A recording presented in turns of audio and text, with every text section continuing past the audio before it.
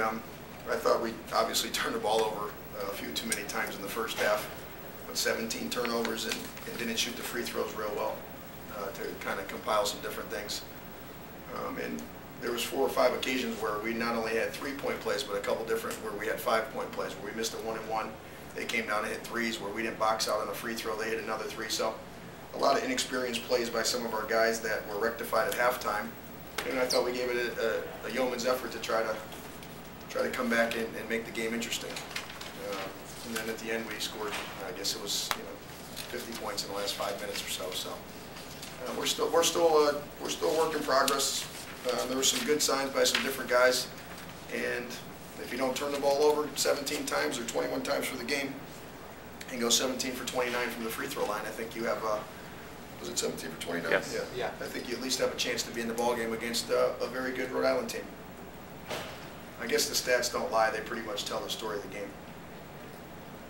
Were you? Anthony Gurley didn't seem to be looking for offense until the very end. Is that frustrating, or he's a guy that has scored? Well, he made a few plays in the first half that were very unlike Anthony, and I felt like maybe giving him a little time on the bench would get him going, and he came back and played very well. I mean, we can't have him not play the way he played at the end for a whole game. I don't think we have enough firepower. We're not good enough, and I think he realizes that. And the good thing is the guys on the team, want him to play well and want him to do what he did. You guys obviously had point guard questions all season, but the way they play make it that much worse. Not only in turnovers, but it seemed like your guys were tired in stretches too. Yeah. I mean, obviously when you're playing, Ricky at the point, it takes him away from being up the floor against the press. And I thought they did a good job of making the game hard on us. And not only was it against the press, there were some instances where we actually had beat the press and were pushing it up the floor, and we made some very young plays. I think some different guys, and it wasn't one guy, it was a combination of 4 or 5 guys, or really the whole team that helped out in the turnover department. What about Harris? What can you say about Harris's 32 points, led all scorers tonight? I mean, when he wants to play offensively and doesn't press himself, I think he could be the best offensive player in the league. It's funny, when he presses less and doesn't try to score, he scores more. And he did that second half against Xavier and was fantastic, and he did that in spurts tonight. And actually, when we made our run at the end, I didn't have him in, and I put him back in, and he got us a couple more buckets. So he's starting to nestle into that role of kind of being a leader in the team. Unfortunately, we're pretty far into the season, but I think we can make a late run here and see if we can do some things. Turnovers killed us. So we got to easy baskets for them in transitions. I think I had like 4 or 5 turnovers in the first half. Like not even forced turnovers, just like dumb mistakes.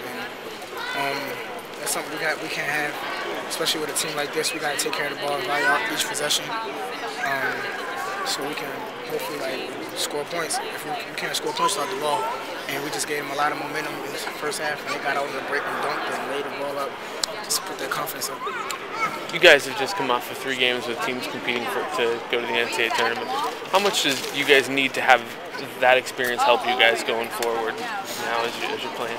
Playing against teams like this, you learn how to value possessions, play hard, because every mistake that we made, I think they executed off of, and they took advantage of it. And just you got to learn how to play hard against teams like this. Our next slate coming up, the teams we play, we all at the same level of the conference. I think we can come out with 3 or 4 good wins out of the slate. And just playing these last couple teams, we just hopefully learned a lot from them and we can execute.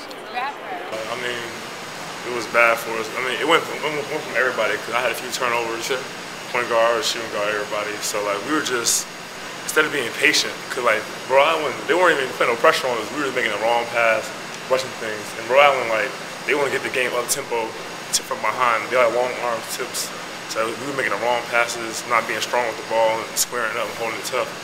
But in the second half, I thought we did a little bit better of a job at it, but not as good. Still, that's probably the most turnovers we had all season. It is. For you guys in general, you guys have played 3 straight teams with NCAA tournament potential. Do you hope that playing teams that tough can help you now as you go forward? I mean, we're almost halfway through the season now, so yeah, they're good, whatever. But we see we can compete with all these teams. We done did it. We done showed everybody we can do it. We got to do it for a whole game. that's the only thing that's homeless and being a good team, is being able to compete at that high of level for 40 minutes. Like them teams are doing. That's why they're tournament teams. But you know, we got a stretch of games over this next week with teams with the same record. So it's like these next 4 games is a big stretch for us. Pretty critical as far as getting yourself into position to make the tournament. Yeah, so.